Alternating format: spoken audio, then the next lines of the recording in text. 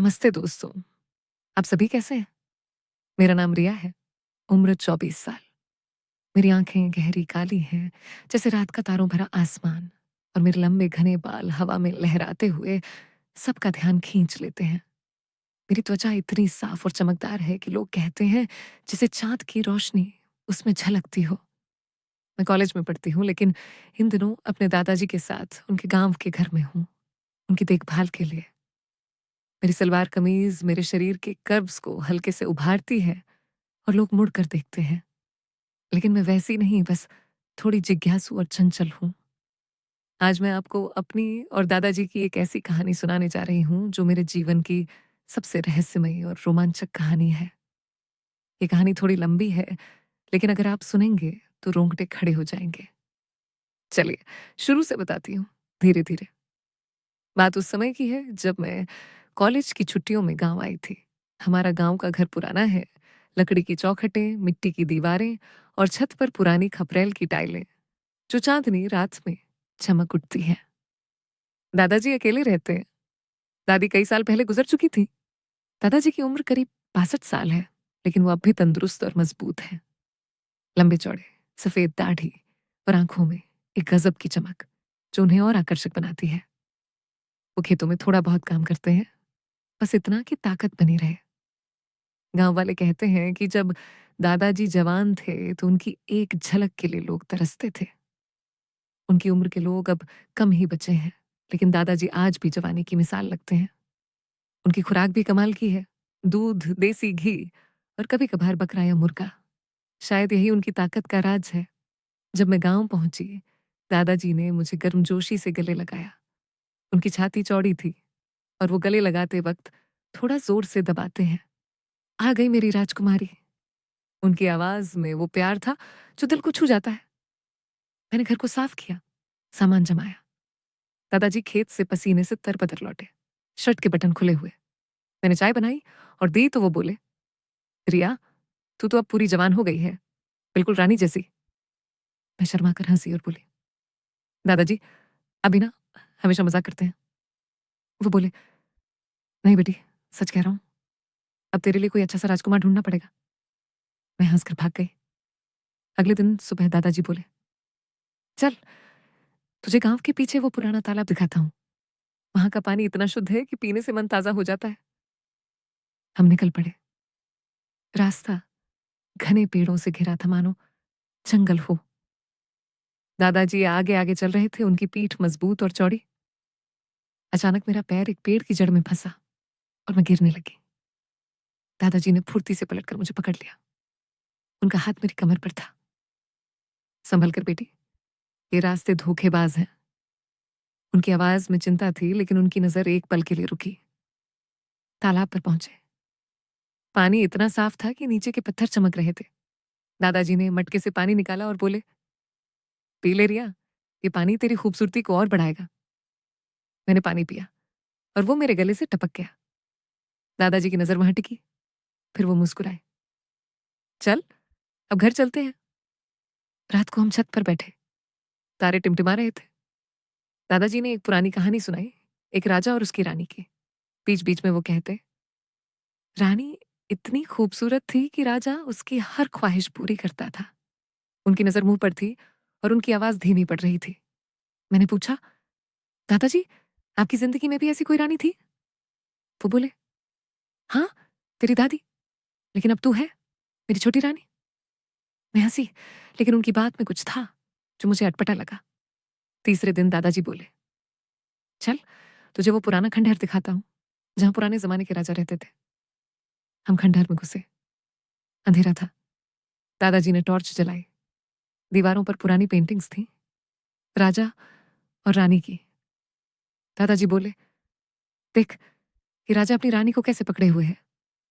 पुराने जमाने का प्यार ऐसा था। उनकी उंगली पेंटिंग पर थी, लेकिन नजर मुझ पर। मैंने कहा, दादाजी ये तो कला है। लेकिन मन में एक सवाल उठा। एक कोने में मेरा पैर फिसला और दादाजी ने फिर मुझे थाम लिया। संभल रिया, यहाँ चोट लग सकती है। उनका स्पर्श कुछ ज्यादा देर तक रहा। घर लौटे। दादाजी थके हुए थे। मैंने कहा, मैं आपकी पीठ दबा दूं? वो बोले, हाँ, पीठ में दर्द है। मैंने तेल लगाया। उनकी त्वचा सख्त लेकिन मजबूत थी। वो बोले, तेरे हाथों में जादू है रिया।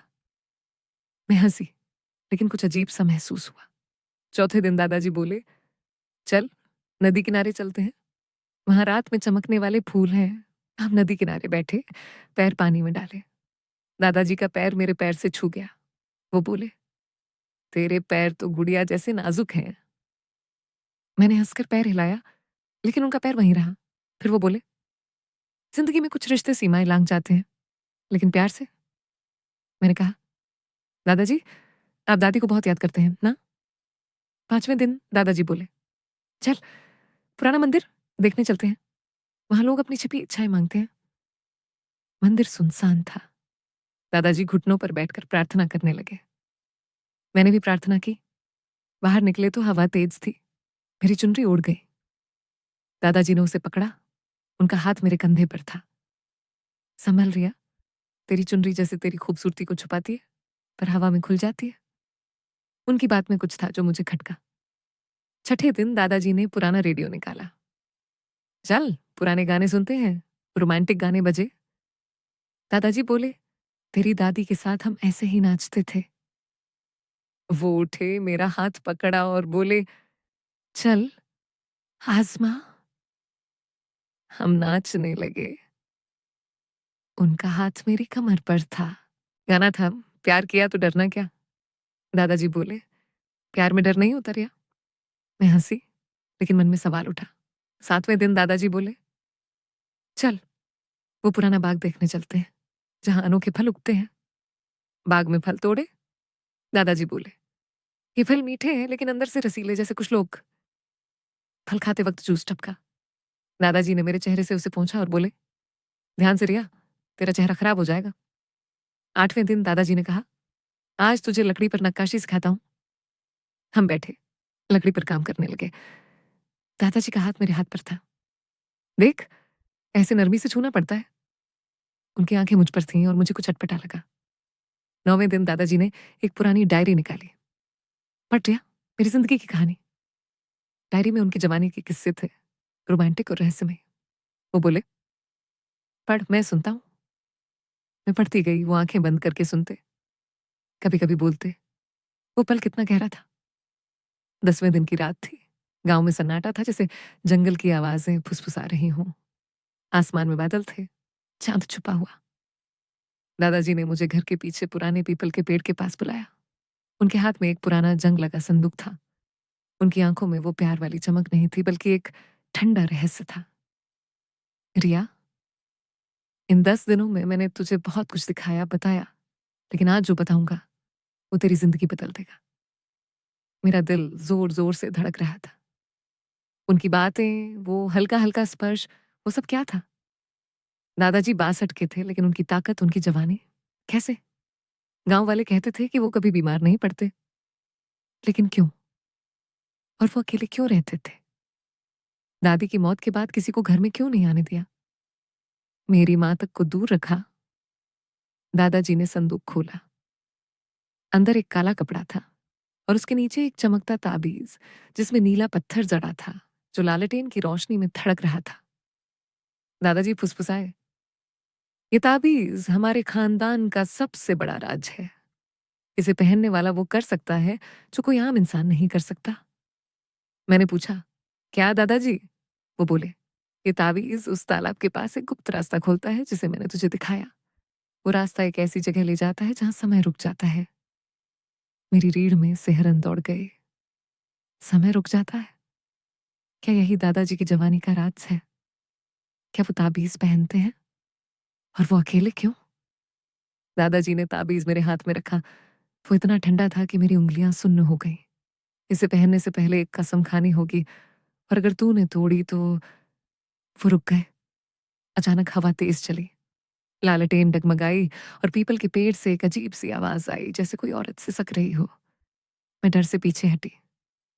दादाजी, ये क्या है? वो मुस्कुराए, लेकिन उनकी मुस्कान डरावनी थी।